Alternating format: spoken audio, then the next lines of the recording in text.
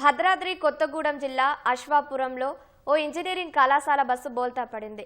ఈ ప్రమాదంలో పలువురు విద్యార్థులు గాయపడ్డారు. అశ్వాపురం మండలం మండికుంట వద్ద ప్రమాదం జరిగింది. పాల్వంచులోని కేఎల్ఆర్ ఇంజనీరింగ్ కళాశాల బస్సు ఎదురుగా వచ్చిన వాహనాన్ని తప్పించబోయి అదుపు తప్పి బోల్తా పడింది. క్షతగాత్రులను భద్రాచలం ఆసుపత్రికి తరలించి చికిత్స అందిస్తున్నారు.